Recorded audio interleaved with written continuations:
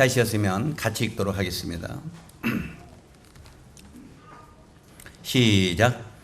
여호수아가 여리고에 가까이 이르렀을 때 눈을 들어본즉 한 사람이 칼을 빼어 손에 들고 마주 서 있는지라. 여호수아가 나아가서 그에게 묻되 너는 우리를 위하느냐 우리의 적들을 위하느냐 하니 그가 이르되 아니라 나는 여호와의 군대 장관으로 왔느니라 하는지라. 여호수아가 얼굴을 땅에 대고 엎드려 절하고 그에게 이르되 내 주여 종에게 무슨 말씀을 하려 하시나이까. 여호와의 군대 대장이 여호수아에게 이르되 내 발에서 신을 벗으라 내가 선 곳은 거룩하니라 하니 여호수아가 그대로 행하니라. 특별히 이 개정 성경을 읽다 보면 옛날에 이 개역 성경을 계속 읽던 그게 몸에 배어가지고 개정 성경에 그 단어들이 자꾸 나오는 것들을 보게 됩니다. 특별히 이번에 그 도서 지역 섬전도 가가지고 그 도초 제일교회 장로교회 그 두 번째 날 이제 메시지를 전하다가 제가 거의 목이 잠겨 버렸습니다. 그 말이 이렇게 안 나오는데도 참 저도 답답하고 듣는 사람도 답답하고 그 주님 앞에 기도하면서 계속 메시지를 전했는데 그냥 그 목 메인 소리 그 소리를 듣고 많은 사람이 어렵다고 생각을 했는데 나중에 이제 거기에 여전도회에서 저를 좀 부재요. 그래서 남전도회에서 먼저 그 사진을 찍고 저쪽 방에 여전도회로 가는데 그 한 18명 정도 이 여전도회에서 모여가지고 그때 이제 저하고 사진을 찍기를 원하더니 하는 말이 오늘 목사님 그 메시지를 듣는데 눈물이 나서 혼났습니다.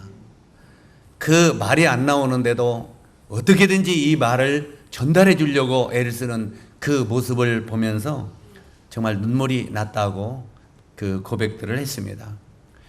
그리고 이렇게 그 목이 잠겨서 하는 소리였지만 그 안타까운 마음 가운데 귀를 쫑긋이 들으니까 그 말씀이 더 잘 들리더래요. 오히려 그러면서 그 메시지가 그 하나도 잊지 아니하고 마음판에 새기게 됐다고. 그래서 하나님은 우리 목이 잠길지라도 그분은 그걸 가지고 사용하시는 분이시구나 생각하면서 감사를 드렸습니다. 지금도 제 목이 정상은 아니죠. 완전히 풀어지지는 않았습니다만 실제로 이제 이번에 호주에 가서 또 집회를 해야 되기 때문에 내일 모레 그때까지는 주님이 풀어주시기를 기도하고 있습니다. 어쨌든 오늘은 여호수아서 5장 13절에서 15절까지 말씀을 읽었는데 이 말씀을 속에서 각별히 오늘은 하나님이 사용하는 종에 대해서 이 교제를 나누기를 원합니다. 우리 젊은이들이 특별히 이 대학생들이 이제 예수님이 믿고 우리가 구원받게 되면은 이런 노래들을 굉장히 즐겨 부르죠. 오라 우리가 세상을 변화시키자. 이제 우리가 막 구원받으면 참 이제 마음에 뜨거운 그것 때문에 온 세상을 변화시킬 그런 마음이 우리 마음 가운데 있습니다. 그래서 나도 이제 이 복음을 가지고 세상을 변화시켜보기를 원하는 그런 마음이 있습니다만 이것은 예수님을 믿고 구원받은 사람들의 속성 속에는 그것들이 다 들어있다고 생각을 합니다. 설령 구원받고 나서 그런 꿈을 가지고 있지 않다면 좀 문제가 있죠. 옛날 수피 바야디라고 하는 청년도 그렇게 기도를 했다고 합니다. 그가 이제 구원받고 보니까 정말 이 세상을 변화시키고 싶은 꿈이 마음속에 생겨서 하나님 앞에 그렇게 기도했답니다. 하나님, 저에게 세상을 변화시킬 수 있는 꿈을 변화시킬 수 있는 힘을 주소서. 이렇게 기도했답니다. 그런데 어느덧 세월이 흘러가지고 그 스피파야디라고 하는 청년이 장년이 되었더랍니다. 맞으면은 청년에서 이제는 장년이 되었다는 말이죠. 그 작년이 되었는데 세상은 변화된 것이 하나도 없더랍니다. 그래서 그 서피 바야지드가 이제는 기도의 제목이 바뀌었는데, 어떻게 기도의 제목이 바뀌었느냐면, 주여, 제가 세상을 변화시킬 수 있는 힘은 없습니다. 그러나 저에게 이웃과 가정을 변화시킬 수 있는 힘을 주십시오. 이렇게 기도했답니다. 뭘 변화시키게 해달라고요? 이웃과 그 다음에 우리 가정을 변화시킬 수 있는 힘을 달라고 기도했답니다. 그런데 그렇게 기도 계속 하면서 세월이 흘러갔는데 그가 이제는 어느덧 노년이 됐더랍니다. 일생이 금방 지나갔단 말이죠. 노년이 되었는데 이웃과 가정도 변화된 게 아무것도 없더랍니다.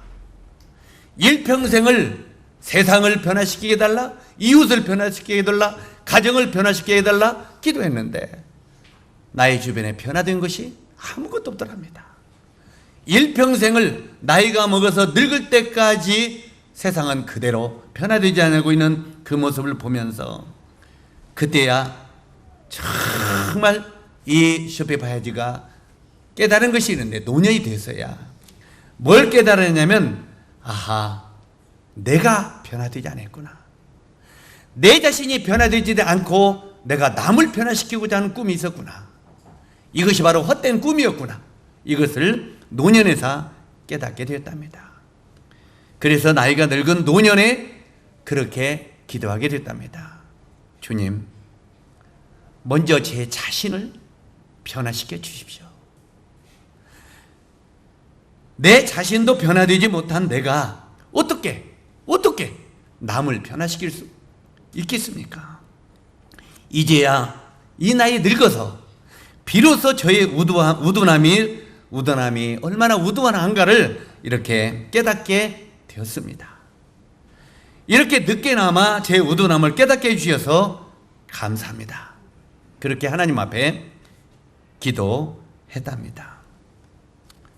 우리는 구원받고 나서 다시 반복합니다만, 내가 세상과 이웃을 어떻게 변화시킬까 하는 꿈이 우리 구원받은 그리스도인들의 마음속에는 있습니다. 내가 맡은 교회, 내가 맡은 그룹, 내가 맡은 사람, 내 주변의 이웃, 실제로 이런 사람들을 어떻게 변화시킬 것인가, 이런 꿈이 다 있죠.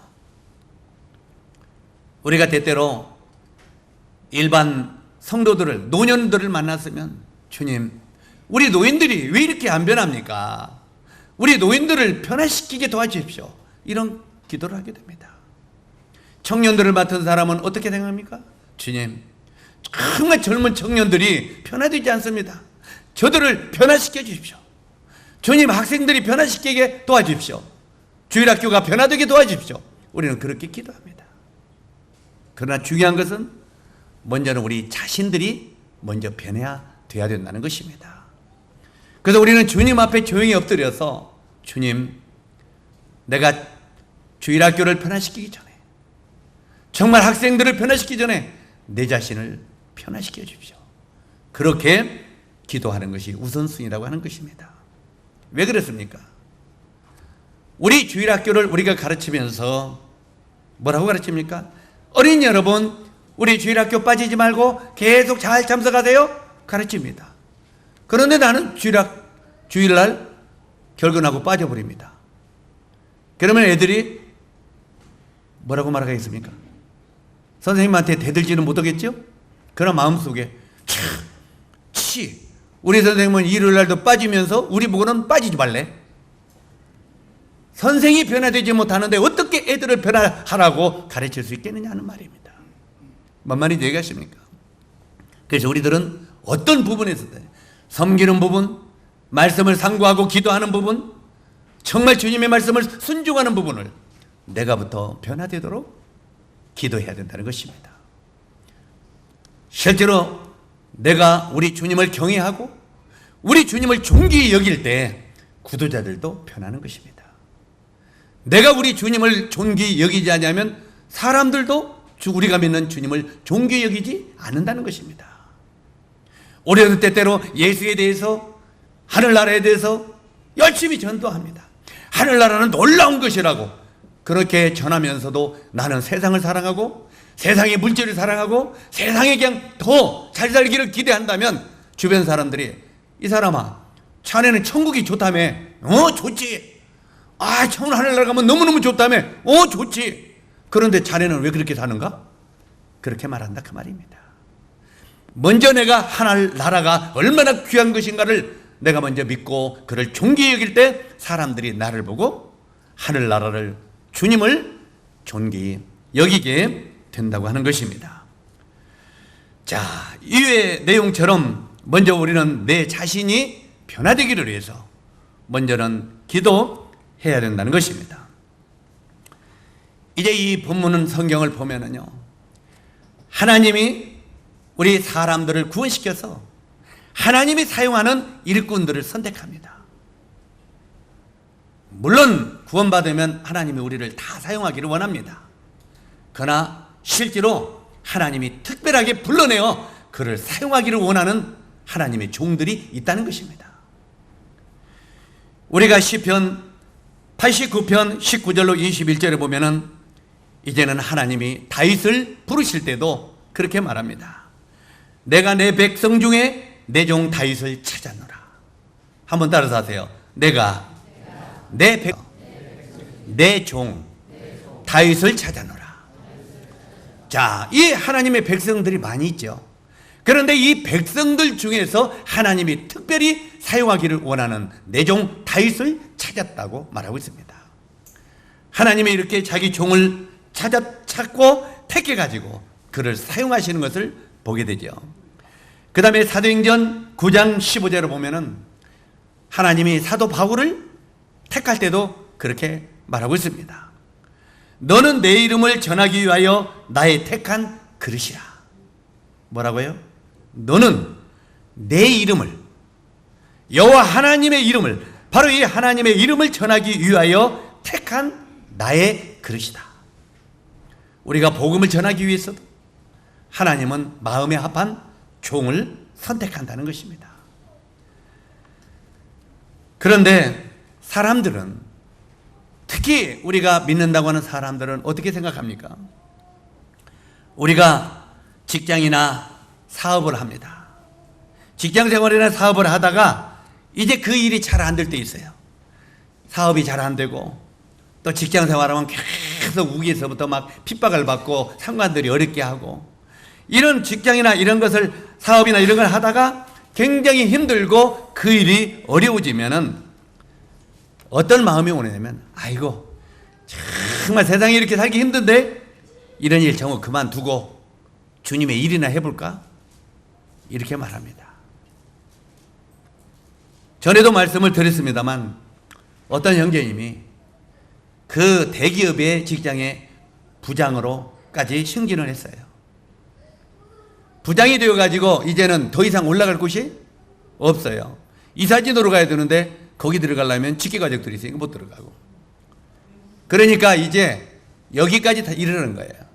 말하자면은 어디에 출장 갔다 오면은 그 책상 빼 하는 거기까지 이르는 거예요. 그게 이제 옷 벗으라는 말이죠.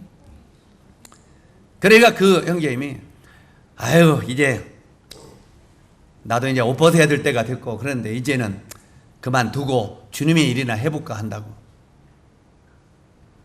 그분이 그랬어요. 그런데 그분이 그 말대로 어느 지역교회 가서 막 이제 막 이렇게 삐져 들어가 가지고 어찌하든 그 지역교회 장로가 됐어요. 그런데 거기에서 전심으로 일하던 장로들이 주님나라 가버렸어요. 그러다 보니까 이제 거기서 진짜 책임 장로가 됐어요. 장로들 중에서 나이가 제일 많고 하기 때문에. 그리고 대기업 부장 출신이기 때문에 사람들이 세상적으로 신뢰하잖아요. 그래서 장로를 세웠는데 지금 현재 그 모임이 얼마나 어려워졌는지 모릅니다. 그러면서 모든 성도들이 그 형제에 대해서 등을 돌리고 살았더라. 그래서 이제 그 형제가 다른 곳에 이사 간다고, 저쪽에 경기도로 이사 간다고, 서울에 사는데 경기도로 이사 간다고 이제 그 그만둔다고 하더라고요. 자, 지금 제가 이 안 좋은 이야기를 하지만 실제로 이제 어떻게 이제 세상적으로 할 일이 없을 때 주님 일이나 해본다고 할 때 하나님이 그 사람을 과연 사용할 수 있겠느냐는 말이에요. 다시 말하면 우리가 말라기서 1장 8절 이하의 말씀을 보면 이제 우리 주님이 그 말라기 선지자에게 이런 말을 한 적이 나오죠. 너희가 눈먼 것, 저는 것, 병든 것, 그것들을 총독에게 드려봐라. 총독이 그것을 받겠느냐? 이렇게 말합니다. 어떤 거요? 눈먼 거, 병든 거, 전 거, 그것을 총독에게 드려봐라. 총독이 그걸 과연 받을 수 있겠느냐? 결코 그걸 받을 수 없다. 너희들은 실제로 온전한 걸 드리지 못하고 찌꺼기를 하나님 앞에 드렸을 때 하나님이 받겠느냐 하고 말합니다. 이것은 무슨 의미겠습니까? 실제로 하나님도요, 우리가 한참 때 정말 혈기방장할 때, 힘이 펄펄할 때, 세상에서 무엇인가 할 수 있을 그런 마음의 꿈이 있을 때 하나님은 그때 그들을 선택해서 사용하신다는 거예요. 우리가 성경에 보면 11조를 이야기하면서도 쓰고 난 찌꺼기 드리는 거 이야기하잖아요. 처음 것을 드리라. 적어도 하나님이 우리를 굉장히 활발하게 세상적으로도 출세할 수 있을 때 그때 하나님은 우리를 불러서 사용하기를 원하신다는 거예요. 세상 사람 이미 정년퇴직을, 죄송합니다, 우리 정년퇴직하는 형제님들은 이거 나는 이제 아무것도 못하겠구나, 지금 이제 이렇게 해서 김이 쭉 빠질지 모르겠는데 지금 그거 이야기하는 거 아닙니다. 잘 분별하세요. 그래서 정년퇴직 하셨으면 이제는 조용히 모임에서 자 들으면서 섬기면서 살면 좋아요. 그런데 마지막 앞장서 일한다고 정년퇴직을 다음에 하지 말라는 말입니다. 이것은 주님도 찌꺼기는 받지 않는다는 말입니다. 실제로 여기에 눈먼 것 저는 거 이렇게 말하는데 주님은 가장 필요하고 쓸모있을 때 우리를 사용하기를 원하신다고 하는 것을 기억하시 바랍니다. 적어도 하나님이 여러분들을 볼 때 어느 때 제일로 쓰기를 원하겠습니까? 창순 형제, 죄송합니다. 오늘 이것 가지고 시험 당하지는 마십시오. 창순 형제, 이제 세상적으로도 거의 갔어요. 저도 마찬가지고요. 실제로 이제는 끝물이에요, 끝물. 조금 있으면 세상도 이제 그만 가서 집에서 쉬지, 이 나이가 다가오고 있다 이 말이에요. 세상 사람도 쉬라고 한다 그 말이에요. 이해가시죠? 그런데 아까 제일로 멋쟁이, 김제교에서 제일로 멋쟁이라고 하는 누구요? 춘복이. 어때요? 지금 아직 세상에서도 쓸만하죠? 그래 안 그래요? 세상에서도 이제 저 정도면은 데려다가 쓸만해요. 세상도, 직장에서도. 그런데 우리들은 세상에서 쓸만하면은 주님 앞에 삶을 드립니까? 아니면 세상에 삶을 드립니까? 세상에다 투자하죠. 그런데 주님이 우리가 마음의 준비가 되면 내가 너를 쓰겠다고 선택할 때 세상의 모든 영광을 버리고 주님을 위해서 삶을 드릴 수 있겠느냐 하는 말이에요. 주님은 지금 그걸 물어보고 있는 겁니다. 이해 가십니까? 실제로 형제 자님들이 어떻게 생각할지 모르지만 저도 24살 파란만 이게 힘이 펄펄할 때 주님이 그때 부르셨어요. 24살 때 주님 앞에 제 삶을 드리겠습니다 서원하고 그 삶을 평생 드리게 됐어요. 우리 형제 자님들도 쓸만할 때 주님이 부르십니다. 여기 다윗도 사울도 한참 때 진짜 세상적으로 쓸만할 때 하나님이 그를 사용하신 것을 보게 됩니다. 그런데 이 다윗은요, 대가족 제도에서 뭘 배우고 살아났냐면 그는 근면성과 참을성과 이런 것들을 배우며 살았습니다. 이 다윗의 그 가족들은요, 대가족입니다. 그렇지 않습니까? 이 대가족 제도에서 다윗이 몇째 아들입니까? 다윗이 장자입니까? 막둥이입니다. 막둥이들. 이 막둥이들은 가정에서 어떤 면에는 이쁨도 받는데 어떤 면에는 천덕꾸러기입니다. 왜요? 제가 전에도 간증을 좀 했습니다만 우리 형님들이 그 당시에는, 지금은 그렇게 그런 일이 없지만 옛날에는 큰형님만 교복을 해줘요. 그리고 두째는 그 형 걸 물려받고 그 다음에 물려받고 막둥이는 마지막에 물려받아요. 그런데 항상 형들이 입다가 마지막은 제기로 오는 거예요. 그러면 이미 형들이 입으면서 여기 무릎 떨어져요, 안 떨어져요? 다를 대로 달았어요. 그런데 나는 유난히 세상 삶도 고약하게 살았거든요. 뛰고 둥글고 하는 것이 그냥 살이니까. 그러니까 더 잘 찢어져요, 안 찢어져요? 여자들 같이 이렇게, 죄송합니다, 이렇게 예, 이렇게만 안 찢어질지 모르겠는데 뛰고 죽으면 쭉쭉 찢어지는 거예요. 그러면 엉덩이도 나가고 하면은 너희 형들은 얌전하게 있는데 어찌 네 손만 가면 그렇게 찢어져 있냐고. 이미 다 달아서 찢을 때가 됐는데 얼마나 억울해요. 그래서 나중에는 제가 얼마나 꾀가 났던지 제 손에 흔 옷이 입으면 입기 전에 찢어버렸어요. 찢어갖고 몰래 놔서. 그러면 나중에 우리 어머니는 이렇게 꾸며갖고 줘 또 엉덩이를. 정말 억울하더만요. 그래서 이제 그런 걸 안 입고 했더니 나중에는 우리 누나들이 옆에서 사주더라고요. 가방도 새놈 사주고. 그래서 우리 쟤들 그런 거 배우면 안 되는데 막둥이는 자기 오면 찢어버려요. 그래 새놈 입고. 어쨌든 간에 이렇게 여기에 이 다윗은 그 당시 이렇게 여러 대가족 제도의 막둥이로 살았기 때문에 그는 근면을 배웠다고 말해요. 아끼는 법. 이 근면성을 배웠고 참을성도 배웠어요. 에? 항상 아버지가 큰형에게 시험버릇을 시키면 두째로 넘어가죠? 두째로 넘어가면 쭉쭉 내려가다 마지막에 막둥이에게 딱 하면 막둥이는 있어요, 없어요? 없으면 입이 띠띠 나가지고 별 수 없이 심부름 해야 되잖아요. 그래서 이 막둥이는 참을성도 그렇게 배울 수 있다 그 말이죠. 실제로 이런 그 다윗이 또 아마 형들은 양 젖짜고 털 깎고 이럴 때만 나가는데 저 광야에서 양을 키울 때 양을 치는 일은 다윗이 혼자 도맡았어요. 실제로 이 양을 치면서 양을 지키기 위해서 때때로는 목숨을 걸고 사자와 싸우는 법도 배웠어요. 양을 지키려니까 사자와 싸웠죠. 그 다음에 허약하고 병들고 상처 입은 양들을 이렇게 돌보는, 치료하는 이런 일도 다시 배웠습니다. 이런 삶을 살고 있을 때 하나님이 다윗을 부르신 것을 보게 됩니다.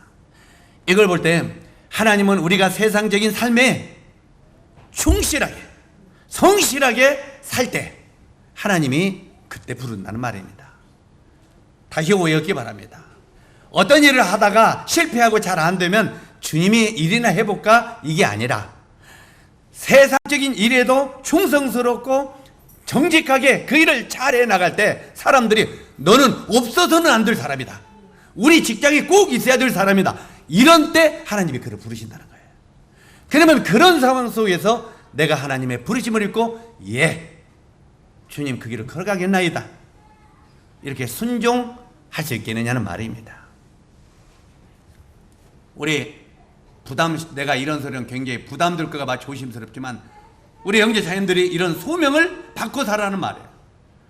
하준 형제같이 지금 군대 직장에 충실할 때 하나님이 너 그거 그만두고 주를 위하여 살라 이렇게 했을 때 주님 그렇게 하겠나이다 이렇게 고백할 수 있겠느냐 그 말이에요. 그런 고백을 하는 성도들을 주님은 들어서 쓰신다는 것입니다. 여기에 실제로 이렇게 다윗도 하나님이 그렇게 부르셨지만 이 부르심을 입은 다윗이지만 그가 하루아침에 쓰임을 받고 또 영광을 얻은 것은 아닙니다. 주님이 우리를 부르셨다고 바로 그 사람을 사용하는 건 결코 아닙니다. 왜요? 우리가 사무엘상 20장 19절 이하의 말씀을 보면은 사울과 이 다윗 관계가 얼마나 악화일로에 걸었던가 알고 있죠. 처음에는 이 사울이 골리앗을 이 다윗이 물리치고 했을 때 그를 군대장으로 삼았습니다. 그리고 사울이 굉장히 다윗을 사랑했습니다. 그런데 이제 전쟁에 나가서 승리하고 오기만 하면은 여인들이 뭐라고 그랬습니까? 여인들이 성문에서 뛰놀면서 사울이 죽인 자는 천천히요, 다윗이 죽인 자는 만만히 이루세. 자, 이 말 한마디가 사울 왕의 마음을 확 뒤집어갖고 났죠. 나에게는 천천을 돌리고 다윗에게는 만만을 돌리니 이제 앞으로 다윗이 나에게 뺏을 것은 이 왕자리뿐이 더 있겠느냐 하면서 그때부터 다윗을 죽이려고 작정하는 걸 보게 됩니다. 다윗은 잘못한 게 아무것도 없죠. 그런데 여인들의 말 한마디로 실제로 그가 어려움을 겪고 있는 걸 보게 됩니다. 저는 이런 걸 보면서 참 우리 삶 속에 이 말을 참 조심해야 되겠구나 이런 생각을 합니다. 실제로 이 여인들의 그냥 그게 맞는 말이지만 그 말을 던졌을 때 그때부터는 다윗이 얼마나 어려움 속에 빠지는가를 우리는 알 수 있습니다. 사울이 다윗을 죽이려고 하는 것을 보게 되죠. 그리고 이제 아까 말씀드린 대로 사무엘상 20장 19절에 보면은 이런 사울과 다윗 관계가 어려웠는데 나중에 이것을 힘을 준 것이 누굽니까? 요나단이죠. 요나단이 다윗을 힘을 주는데 어떻게 힘 주냐면 하나님이 너는 이 나라의 왕이 되게 하고, 한번 따라서 하세요. 너는 이 나라의 왕이 되고 나는 내 다음이 되리라. 이 요나단의 인격은 참으로 대단한 사람입니다. 이 요나단은 지금 아버지가 누굽니까? 사울 왕입니다. 그리고 왕세자입니다. 가만히 있어도 다음 왕자리는 요나단에게 찾아옵니다. 가만히 눈 감고만 있어도. 그리고 그 아버지 다윗이 어떻게든지 요나단에게 왕위를 물려주려고 애를 쓰는 것을 우리가 성경을 봅니다. 그런데도 요나단은 뭐라고 말합니까? 바로 이 다윗이 골리앗을 죽이고 나올 때 하나님의 영광이 다윗에게 있는 것을 보았어요. 아, 이 나라를 다스리게 합당한 사람은 내가 아니라 바로 다윗이구나. 이걸 요나단이 알았어요. 알고 나서 자기의 갑옷과 칼을 넘겨주죠. 자기 갑옷과 칼을 다윗에게 넘겨줬다는 말은 나에 있는 권한, 권력, 이 왕자를 너에게 주겠다 그 말입니다. 그때부터 다윗이 어려움을 겪을 때마다 너는 이 나라의 왕이 되고 나는 내 다음이 되리라. 참 이 요나단의 인격은 대단한 인격입니다. 이게 바로 하나님의 사람의 인격인 것을 우리가 배울 수 있죠.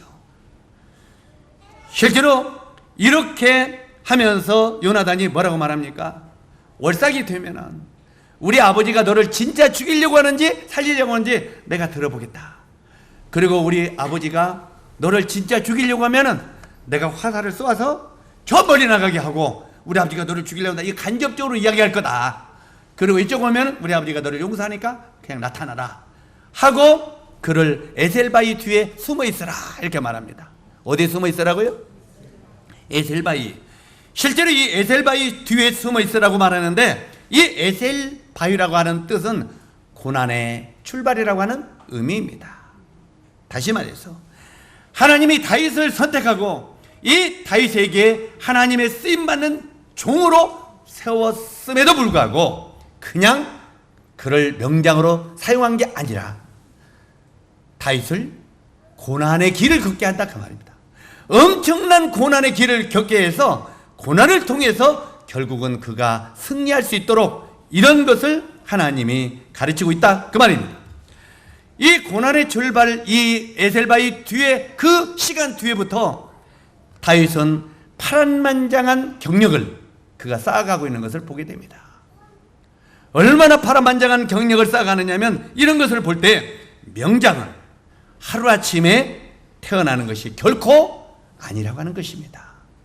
한번 따라서 하세요. 명장은 하루아침에 태어나는 것이 결코 아니다. 우리가 어느 날 하루아침에 그냥 막 하나님의 일을 해서 명장으로 태어나는 게 아니란 말입니다. 수없이 많은 고난과 아픔과 부딪힘과 괴로움을 겪고 승화됐을 때 하나님이 그를 들어서 명장으로 귀하게 쓰신다는 것입니다. 우리들은 때때로 나에게 찾아오는 고난은 안 받으려고 하죠. 나에게 찾아오는 어려움은 안 받으려고 하죠. 이런 것을 안 받으려고 하면서도 내가 주님 앞에 귀하게 쓰임받기를 원합니다. 하나님은 그런 마음을 가진 사람들을 사용하지 않는다는 것입니다. 성경은 우리들에게 그렇게 말합니다. 고난당한 것이 내게 유익이라.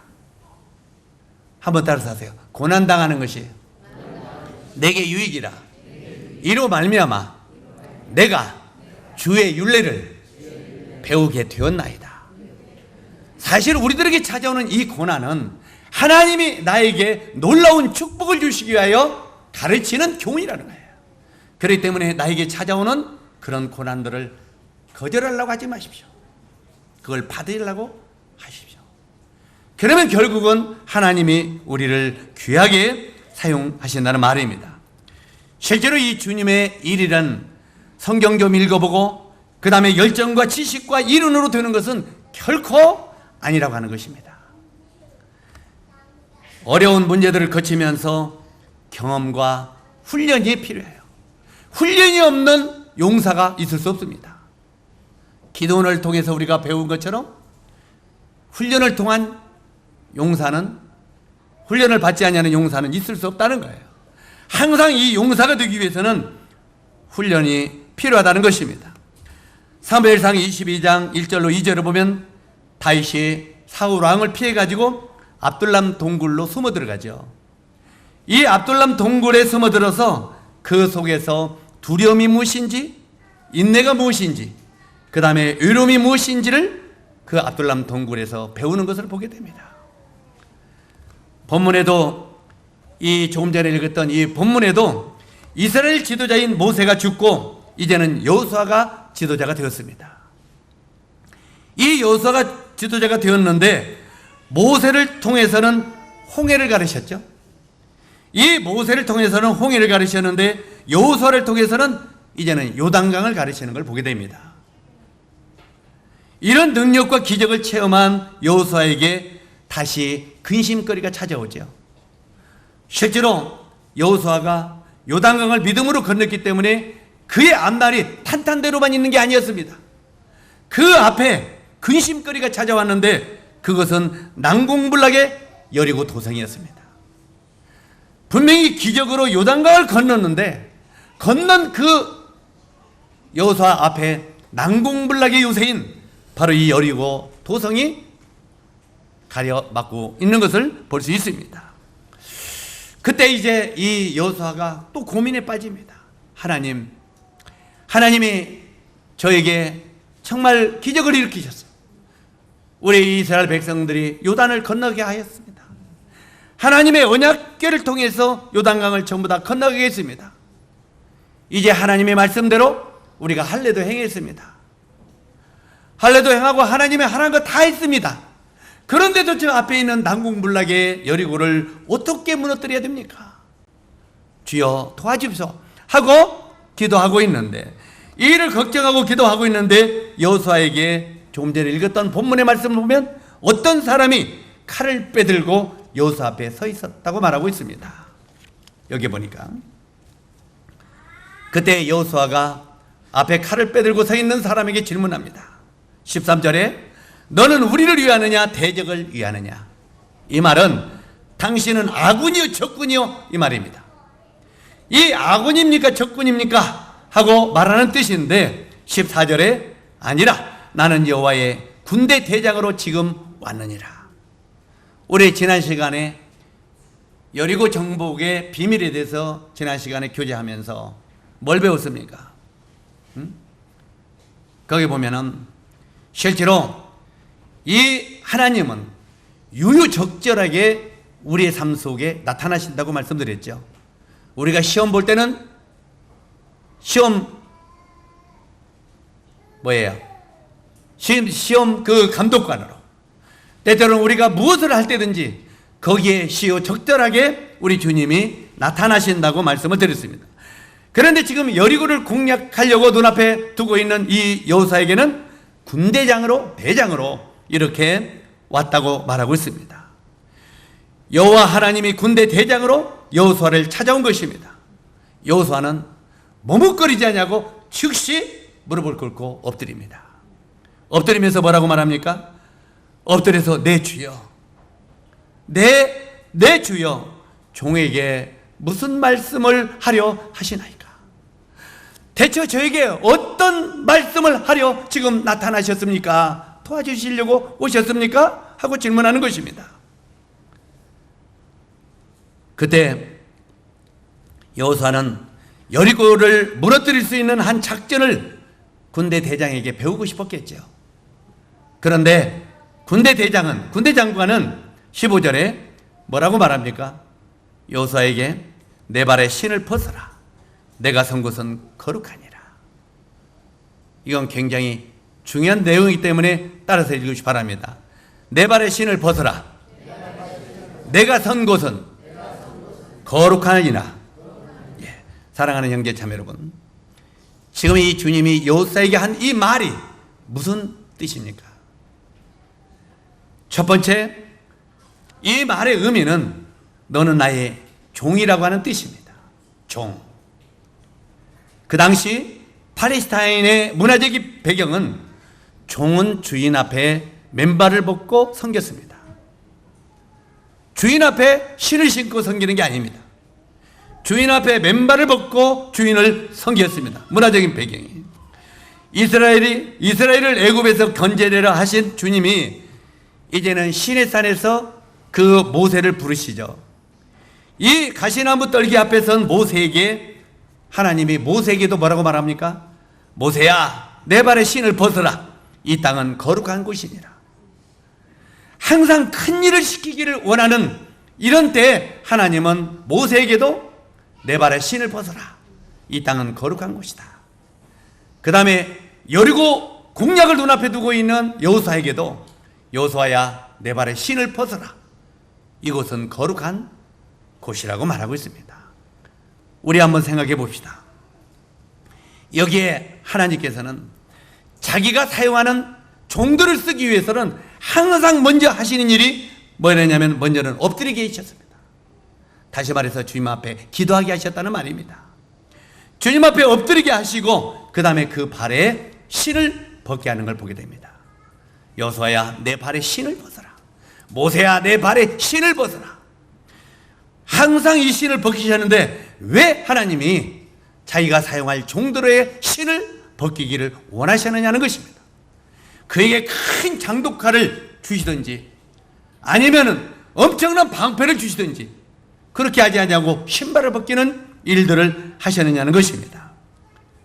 실제로 이 의미는 그들은 자기의 능력으로 무엇을 하는 것이 아니라 하나님의 능력으로 하는 것이고 너는 하나님 앞에 무익한 종일 뿐이라고 하는 것을 일깨우시는 하나님의 뜻인 것입니다. 하나님은 우리를 쓰기 원해서는 네가 나의 종임을 기억하라. 네 힘으로 무엇을 하는 게 아니라 내가 너를 통해서 할 따름이다. 단 너는 내 앞에 종일 따름을 인정하라 이 말입니다. 우리들은 때때로 내가 종이 되지 아니하고 주인이 됩니다. 내가 합니다. 그러면 하나님이 네가 주인이고 그러면 나는 뭐냐? 그럼 네가 해라. 그리고 우리를 손을 떼십니다.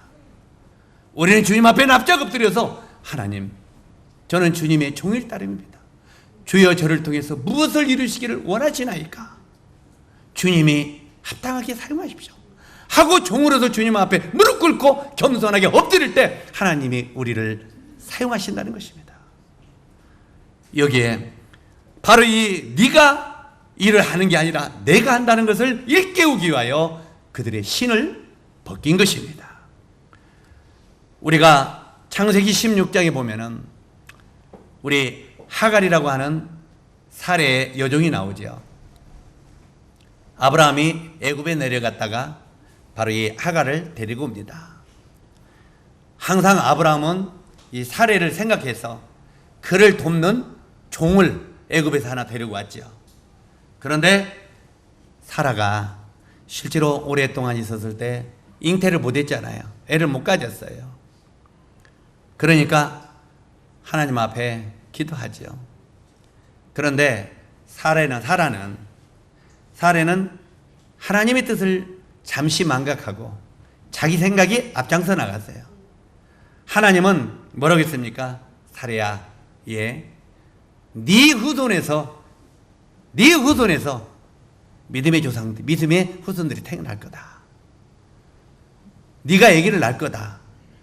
그런데 내 나이 이제 경수가 끝나고 나이가 90이 됐는데 내가 무슨 기쁨이 있으리요? 하나님 농담하지 마시시죠? 제가 어떻게 나요? 하나님이 말씀하시는 대로 사라는 믿었어요? 안 믿었어요? 안 믿었습니다. 그리고 후손이 생긴다는 그 말만 받았어요. 후손만. 그래가지고 자기 여종 하갈이 아주 젊으니까 영감님한테 밀어넣었어요. 영감님이 누구예요? 아브라함에게 밀어넣었어요. 그래가지고 아브라함은 이 하갈을 통해서 애를 낳으라고. 그러니까 하갈이 아기를 낳았어요. 하갈이 아기를 낳으니까 자기 주인인 사레는 아기가 없고 후손이 없고 자기는 후손을 얻었잖아요. 그래서 이름을 이스마엘이라고 지었는데 실제로 이 후손이니까 그때부터 하갈이 사레를 핍박한지라 이렇게 되어 있어요. 다시 말해서 하갈은 사레의 종이죠. 그런데 잉태를 하고 나니까 아나무인이 되었다고 말이에요. 아나무인이 되어가지고 주인을 어떻게 했어요? 핍박했다는 거예요. 때때로 우리들도요, 잉태를 많이 하면 교만해질 수 있어요. 제가 이 소리 오니까 좀 이상하게 된 거지만, 우리 느닷없이 우리 최기동 형제님이 이제 다 해가지고 이제 막 전도를 하다 보니까 그냥 막 영혼들이 늘어나지고 한 50명이 우리 교회에 너그러하게 들어왔어요. 그러면 우리 최기동 형님 어떻게 변할 것 같아요? 어떻게 변할 것 같아요? 주님이 하셨습니다. 이렇게 변할 것 같아요? 형제들 뭐 하는 거예요? 이렇게 변하지 않겠어요? 나는 이렇게 많이 전도해서 열심히 하는데 형제들은 뭐 하는 거예요? 교만이 하늘에 찌를 것입니다. 그걸 아시기 때문에 하나님이 형제님을 통해서 그렇게 많은 영혼을 더하지 않는다는 것입니다. 그러면 어떻게? 내가 주님 앞에 참으로 겸손한 종으로 낮아지는 정말 중심에 그게 될 때 하나님이 형을 통해서 영혼을 붙이시는 것입니다. 우리 형제 자매들의 마음이 정말 하나님이 나를 통해서 많은 이런 후손들, 영적인 후손들이 태어나지 아니한다면 이것은 내가 교만에 있다고 하는 걸 기억하시면 틀림없습니다. 하나님이 아직 나를 사용하지 않는다는 것입니다. 그래서 하나님은 우리들에게 낮아지기를 원하는 거예요. 겸손해지기를 원하는 거예요. 모든 영광을 자기가 취하지 아니하고 하나님께 돌리는 이런 종의 마음을 갖기를 원하는 게 하나님의 뜻입니다. 그래서 여기에 뭐라고 말하고 있습니까? 하갈이 잉태를 하니까, 잉태했다는 것은 자식을 낳았다는 말이잖아요. 그러니까 아나무인이 돼가지고 주인 사레를 핍박했다고 하는 거예요. 핍박하니까 사레가 화가 났죠. 그래가지고 이제 아브라함을 뒤 흔들었어요. 그러니까 아브라함이 뭐라고 말합니까? 당신의 종이니 당신이 알아서 하라고 말합니다. 다시 말해서 종이 당신을 핍박해도 당신이 주인 아니냐. 그러니까 당신이 마음대로 해라.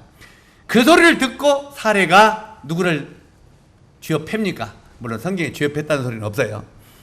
사레가 하갈을 핍박했다 그래서 너 이게 네가 앵태했다고 했죠? 하면서 아마 뭐라고 했겠죠. 그러니까 하갈이 도망갑니다. 어디로 도망가요? 광야로 도망가요. 광야로 도망가니까 거기서 이제 잉태를 한 하갈이 물도 없고 얼마나 어렵겠습니까? 그때 이제 이 광야에서 공고 속에 빠져 있습니다. 그때 하나님의 사자가 하갈에게 나타나죠. 하갈에게 나타나서 뭐라고 말합니까? 거기서 하는 말이 굉장히 중요한 말입니다. 한번 따라서 하세요. 사레의 여종 하갈아. 자, 여기에 지금 분명히 하나님의 사자는 하갈에게 네가 누구인가를 일깨우고 있습니다. 사레의 종 하갈아 이렇게 부릅니다. 다시 말해서 네가 잉태했다고 죽이기 바뀌었냐? 사라가 네 종인 줄 아느냐? 아니라 그는 너희 종이다, 주인이다.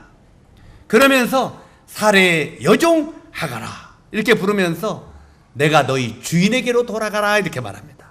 누구한테 돌아가라고요? 주인이 누군지를 알아라 이 말이에요. 내 주인에게 돌아가라. 그리하면 내 주인인 사라가 너를 잘 대해주리라. 다시 말해서 주인과 종 관계가 잘 정립이 된다면 그 다음부터 너에게 은혜가 올 것이다 이 말이에요. 그러니까 이걸 깨닫고 돌아가죠. 하갈이 돌아가서 그때부터 돌아가서 뭐라고 합니까? 사례 주인님 죄송합니다. 내가 죽을 죄를 지었습니다. 내가 종임을 종으로서 섬기겠습니다. 그때부터 사라가 하갈을 잘 대해주니라 그랬어요. 이 질서가 잡혀야 된다. 항상 우리들은 내가 주인이 아니라 내가 항상 하나님의 종임을 철저하게 인식하라고 하는 것입니다. 그랬을 때 하나님이 우리를 사용하신다는 것입니다. 사랑하는 형제자매 여러분, 여러분은 썩지 않는 면류관을 위해서 하나님께 쓰임받는 종이 되기를 원하지 않습니까? 적어도 우리가 구원받았다면 하나님의 쓰임받는 종이 되고 싶은 마음이 없습니까? 정말 이 하나님의 쓰임받는 종이 되기를 원한다면 우리는 모두 신발을 벗으시기 바랍니다. 내 발에 신발을 벗어라. 사랑하는 형제자매 여러분, 교만한 신발을, 내가 주인인 것 같은 인생을 산 나의 주인의 신발을 벗으라고 말합니다. 지금 누구에게 고정해서 말하는 게 아니라 하나님은 너희 모두는 하나님 앞에 신발을 벗으라고 지금 우리들에게 요구하고 있습니다.